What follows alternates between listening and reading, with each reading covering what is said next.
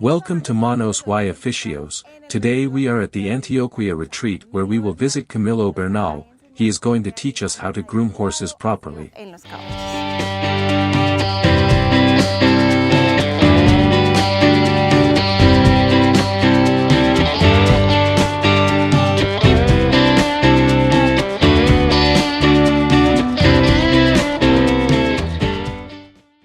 Camilo, it's nice to be here with you again.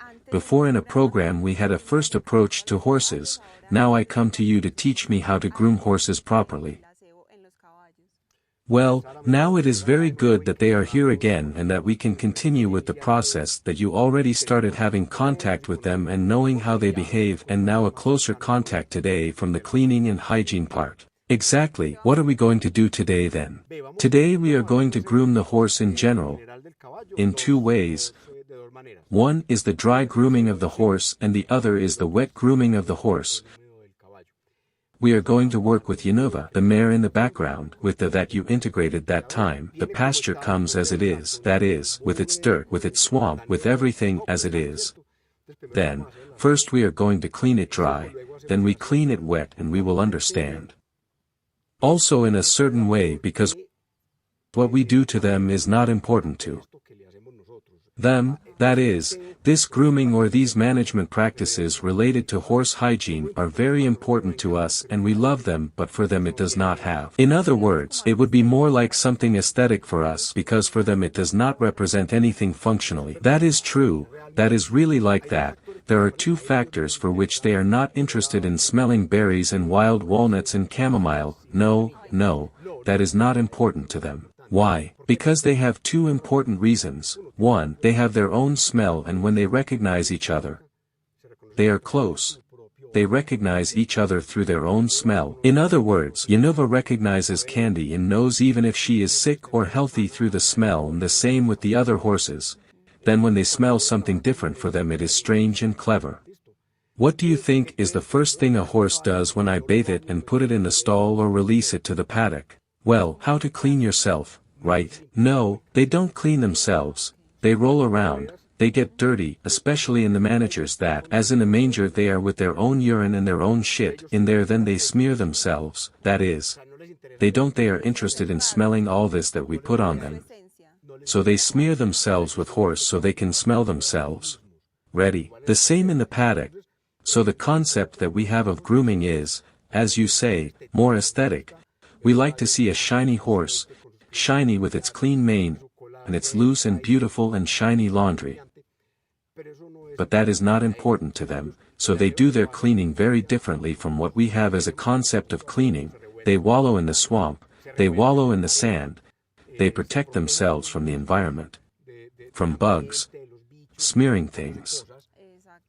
They produce oil, so do we, in our skin, and we produce oils that protect us from humidity, for example. So if we are constantly bathing them, what we are doing is eliminating those oils and the humidity enters their skin, and that is how they get sick. Of course, that is where the problems begin. So cleanliness is important to us. It's not that we can't do it, we can do it, but knowing that it's not vital for them, knowing that they're going to roll around later, that they won't care, let's see how they turned out, and here they are smelling.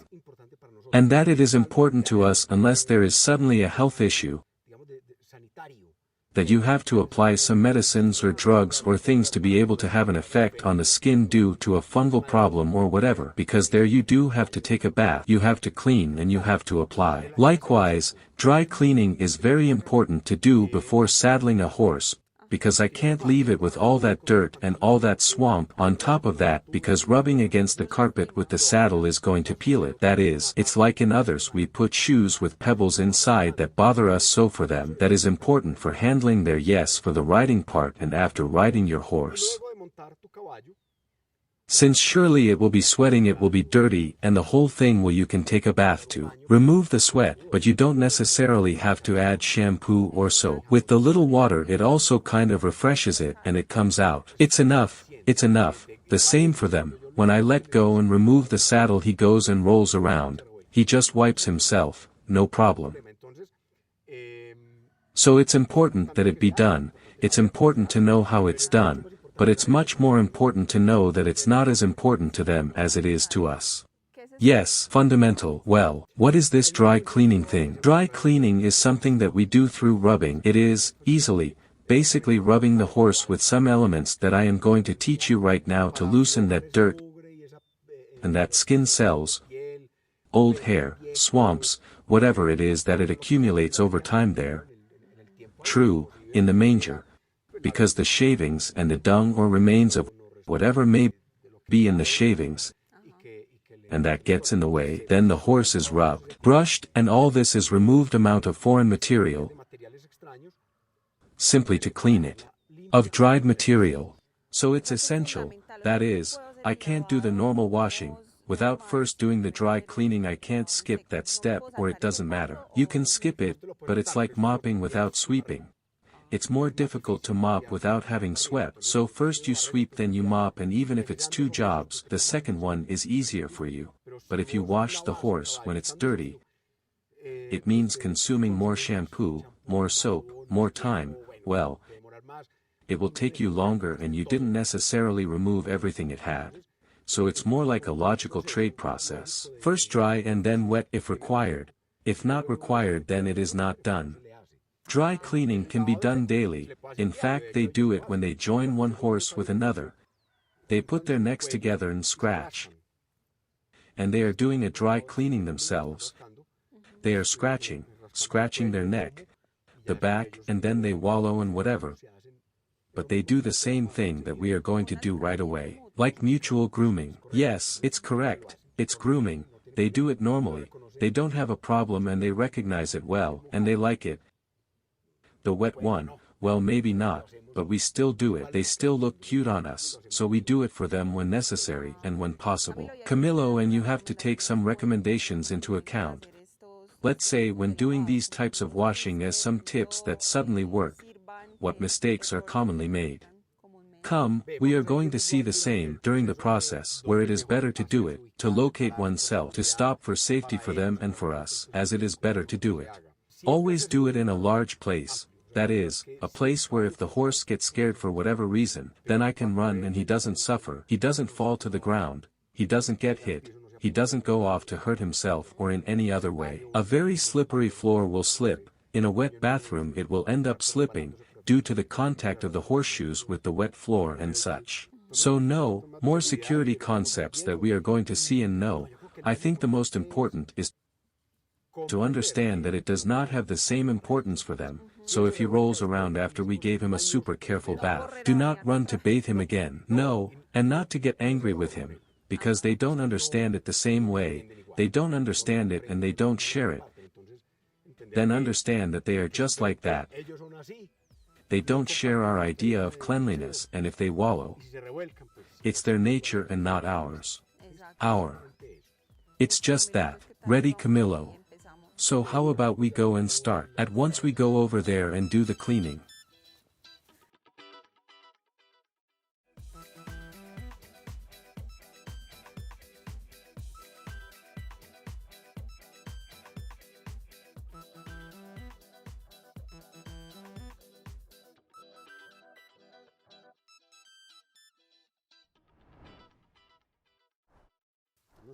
Ready, Cami? What is all that you bring there? These are the items we use for dry cleaning. Ready? We are going to start with the first one. The first one is the scraper. The scraper is an element. Look, touch it.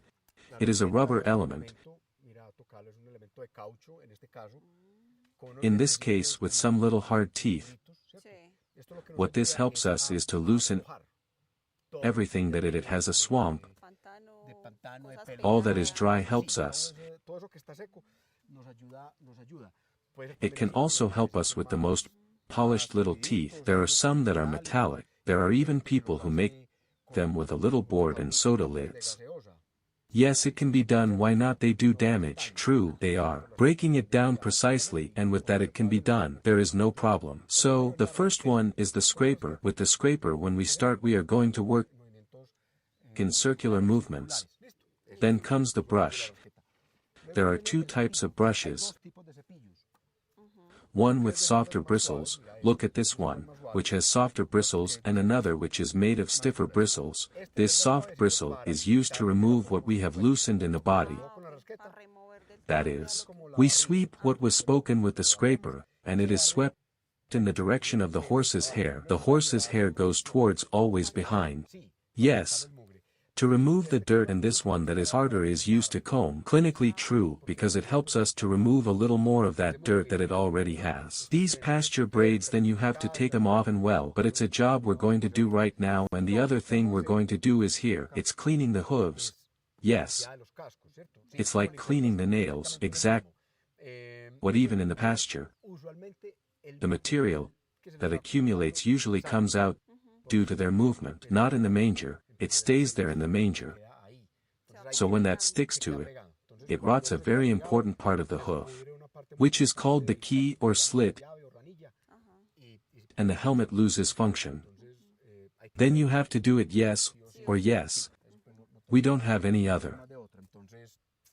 So we start. You want to start then with the scratch. Ready, look, for example, here is this.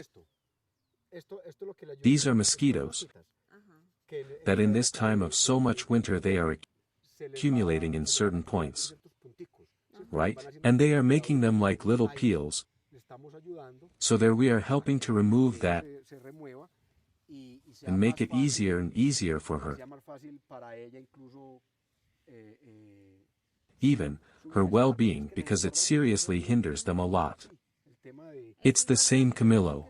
I think it's also satisfying for them, right? You're absolutely right. Because with them the horses don't tend to touch each other all the time. But when they do it with consent. They produce endorphins, it gives them pleasure, that's it. Right now we have her tied up because, well, to be able to do the program. Well, we can't have it loose around here. True, but she lets herself do this in the pasture. What does that mean? When the colt is allowed to do that, what it does is that it is producing endorphins, that it is relaxed, that it is calm, and that it likes it. That's it.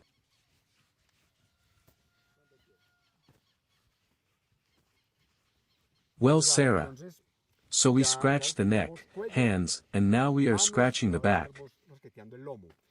I am going to show you how to scratch the legs right. In this mare that is so tame there is no problem getting close behind her on the legs. But the correct and safe way is to stay here very close to her. Very close to her on her hands or on her belly, a little behind, and just reach and stretch. This is the safest way. Horses tend not to kick forward like cows, some succeed, but they tend to kick backwards. So if I'm here and she's going to kick, it's most likely that she's going to kick her backwards. Maybe some will be able to throw her forward. She is not going to do it. She finds this relaxing and she sees that she is resting. This talk, true, she is calm. She is calm. For her this is fine. For her this does not have any problem. So we can take advantage and learn within it, all these things. So look, the amount of dirt and hair that remained as if removed. Right there, it stays there, it hasn't gone away. So we have to remove it with the brush, with the soft brush. Ready? So you are going to brush it in the direction of the hair as I told you, backwards, from here, from the front, from the neck, yes, backwards. So what it does is that it removes everything that we remove if we scratch it and not we take that away.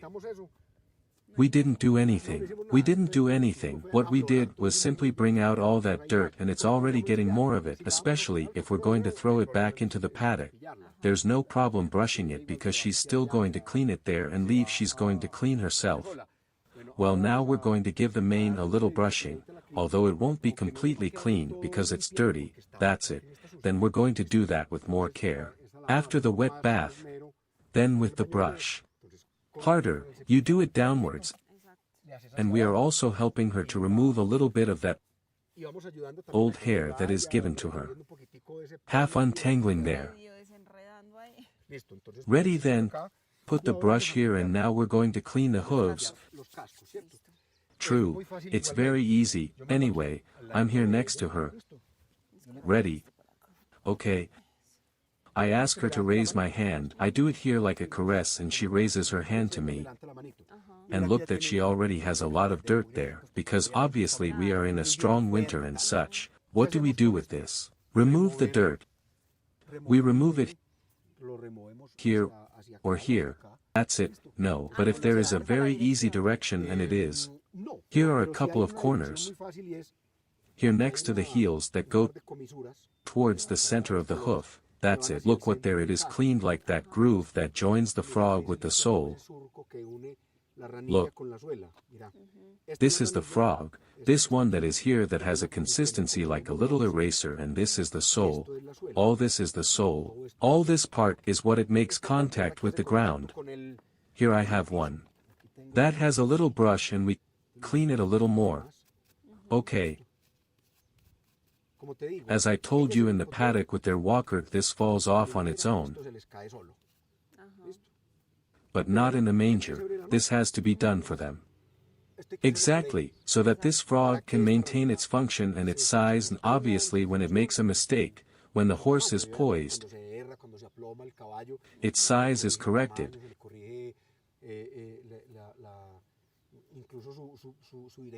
Its direction is corrected through poise. But you have to do this cleanliness when they are in the manger. This would be the time to take her to bathe her, because there we can remove the stronger swamp. Let's say the paddocks where she is, there are some heels that have tar, or they apply tar to protect them from humidity. She scratches there, then I would know if it is getting stuck to them. It can only be removed with soap and water and all these things. If we are going to apply the cream here on the wound, then after the wet bath we untangle the mane and we have left to work with the brush, true. With a comb to make it look prettier. Very well, here.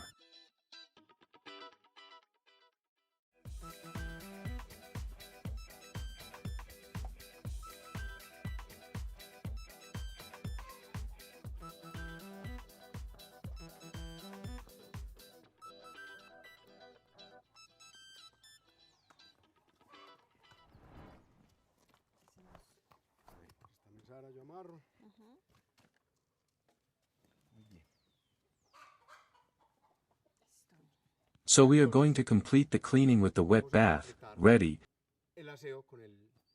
We are going to start washing this part of the horse here, of the mare, and we are going to use this soap. I like to use a bath soap.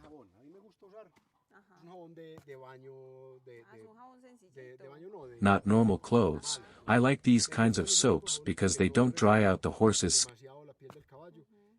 skin too much and they leave it quite clean, and we're going to use this scratchy one.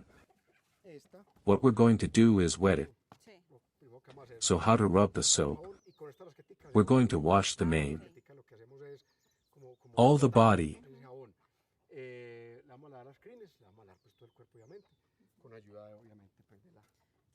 How long does a wet bath take, Camilo?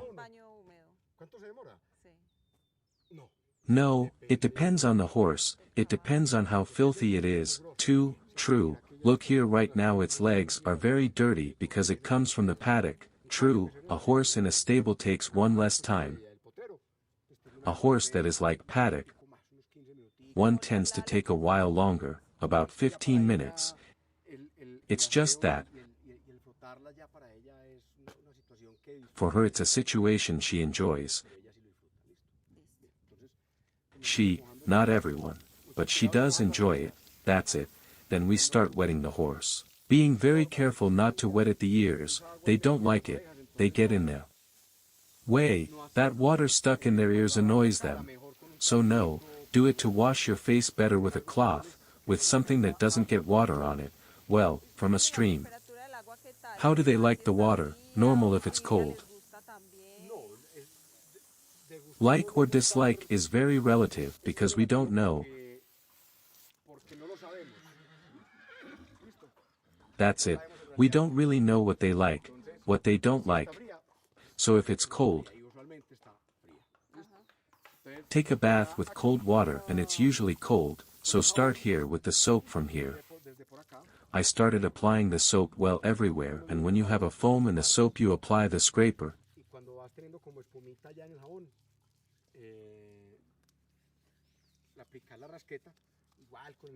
Even with this it does not hurt, these are little rubber teeth.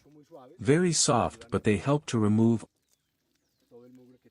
all the dirt that you have there.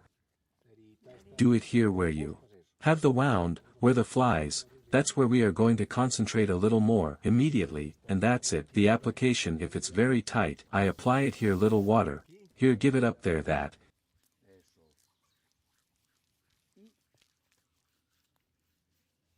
And then you can scratch it, and you do the same as if you were scratching dry, that, in circles, with eager energy. Yes.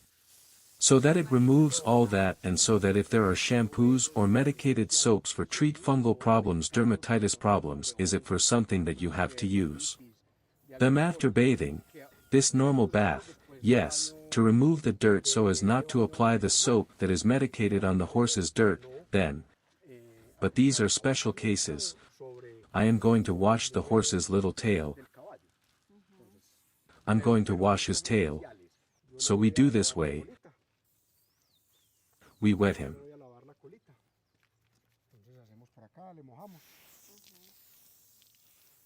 And the same thing with the shampoo, and yes, with the comb to untangle. After it is rinsed, yes, we can start untangling. We can apply a rinse, if we want, or an oil,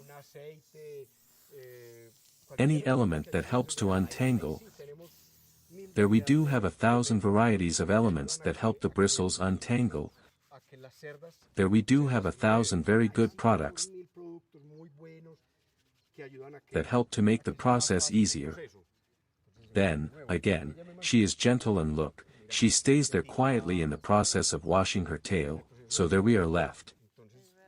There we are left a little cleaner, and right now when we remove all this soap, we'll see. Let's see the result.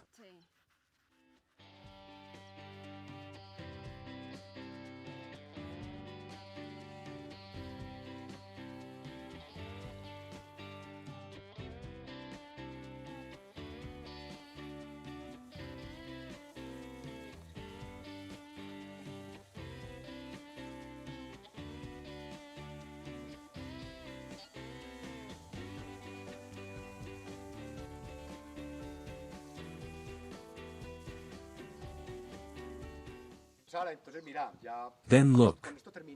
We're done with this. This is the part. And the combing of the mane, and this that we do to a horse in a pasture so that next week's dirt fits, that is, it is for that. But look, the change is total, and then we can apply it here on the fin of the fly. We can apply something that suits you, a Vaseline, little things, and we already help your general appearance. You've already learned to do the cleaning, and she's going to look pretty for at least the next half hour. Oh Camilo, thank you very much. The truth is that it was a very nice experience for me. The first time I bathed the horse I had no idea about a dry bath. Good of all the recommendations you gave us, thank you very much. Welcome all first times with Yanova. Well, remember to follow us on our social networks and subscribe to the YouTube channel so that you are always aware of all our content, because I see you bring them closer to the field. See you in the next program. See you soon.